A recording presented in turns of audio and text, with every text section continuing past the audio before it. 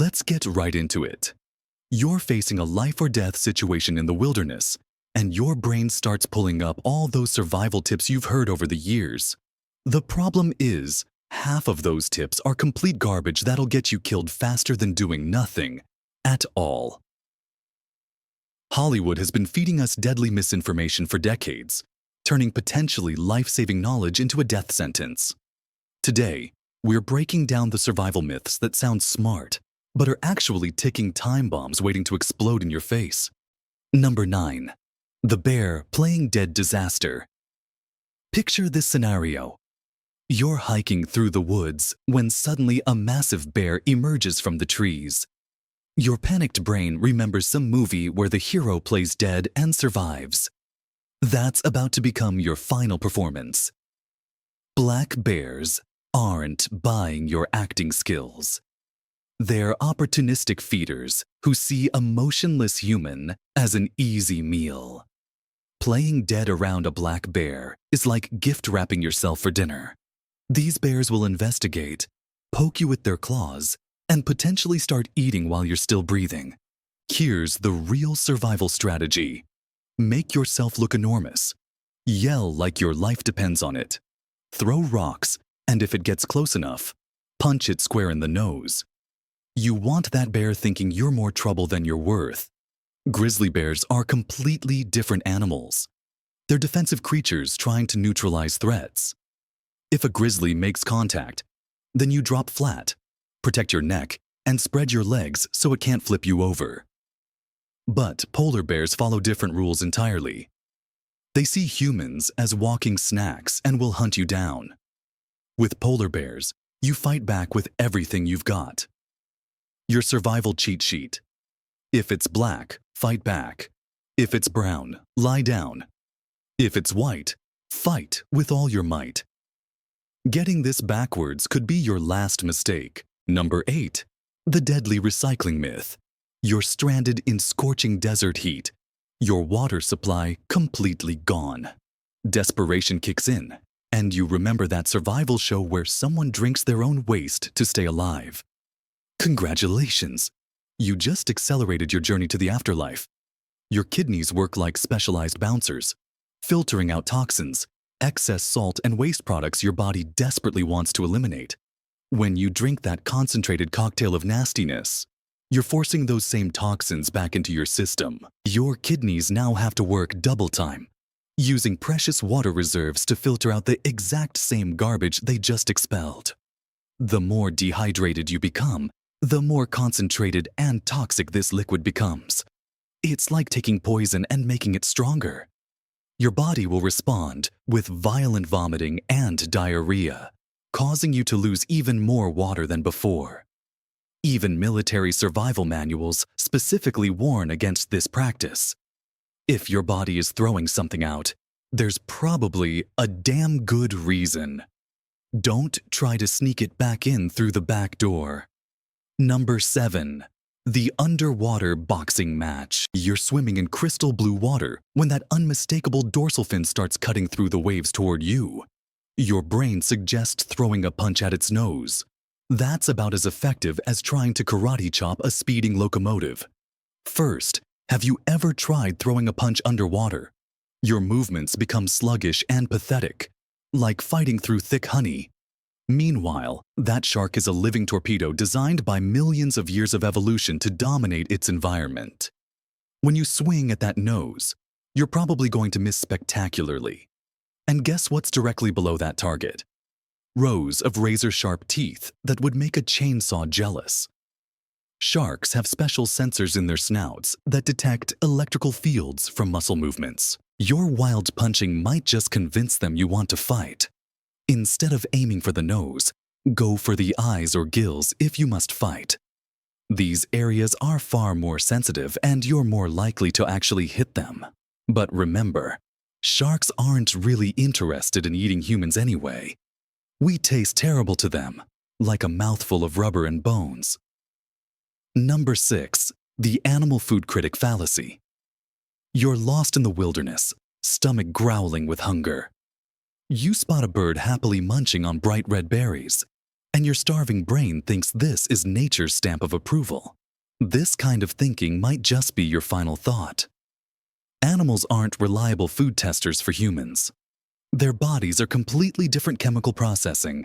Plants, built through millions of years of specialized evolution. Those innocent-looking berries that birds devour all day long might contain enough poison to stop your heart cold. Birds often don't even digest the seeds, so the toxins pass right through them, harmlessly. You, however, would be in for a very bad day.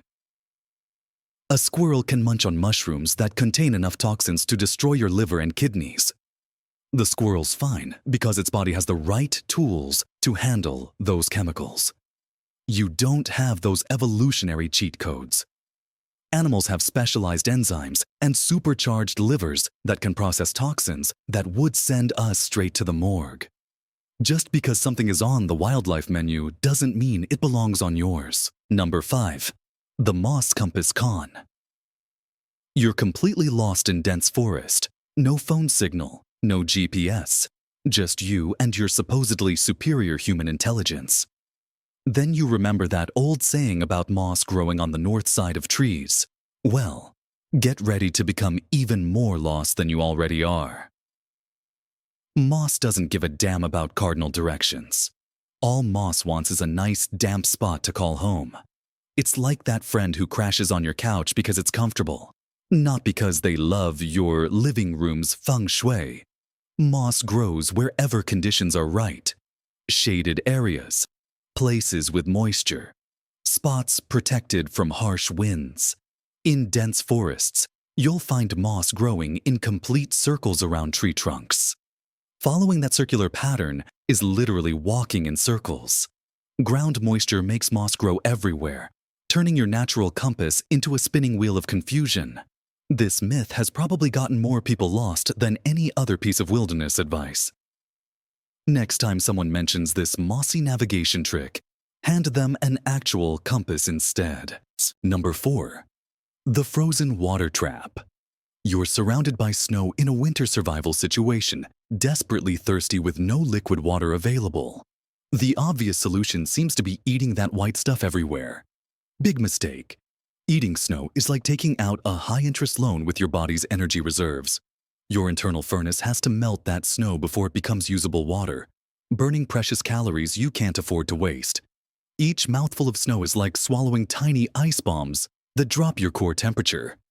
Now your body has to work overtime just to keep you warm while also trying to process that frozen water. You're not just fighting thirst anymore. You're battling hypothermia. The smart play is melting snow first. Pack it into a container and use your body heat to slowly melt it, or find a way to warm it gradually. This way, you get the water without shocking your system and burning through your energy reserves. Number 3. The frostbite massage disaster. When frostbite sets in, the water inside your cells literally freezes solid, forming sharp ice crystals. Rubbing those frozen fingers isn't creating warmth. It's taking a microscopic cheese grater to your own flesh.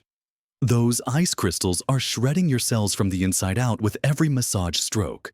The correct approach is much gentler. Get somewhere warm. Then tuck frozen fingers into your armpits, or cover frozen ears with warm hands. But here's the crucial part. Never warm up a frozen body part if there's any chance it could freeze again. If you thaw out frozen feet, but still have to walk through snow, refreezing will cause catastrophic damage. It's actually safer to walk on frozen feet to safety than to thaw them out and let them refreeze. Number 2. The lightning cave catastrophe. Dark storm clouds roll in, thunder booms overhead, and you spot a cozy cave. Your survival instincts scream to run inside for shelter. Those same instincts are trying to get you killed. When lightning strikes the ground above, that massive electrical charge travels through rock, turning your shelter into a supercharged death chamber. Caves are usually damp, and water conducts electricity beautifully. You'll get electrocuted from every direction as current flows through the ground and walls. Instead, find a low-lying area like a valley. If you're near woods, get under a group of shorter trees, not the tall isolated ones. The key is avoiding being the tallest thing around. Number 1. The ground heat vampire. Night falls. You're exhausted, and that patch of earth looks inviting for sleep.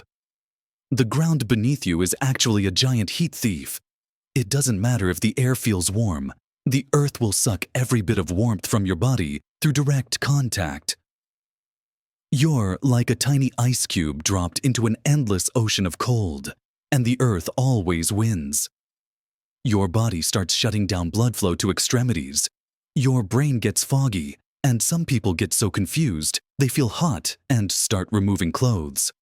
That's your temperature control system completely breaking down. This is why experienced outdoors people obsess over sleeping pads and debris beds. Build a thick layer of dry leaves, pine needles, and grass before you even think about sleeping. That natural mattress traps air pockets that slow down heat transfer. That's all for today. I'll be making similar videos in the future. Subscribe to see them.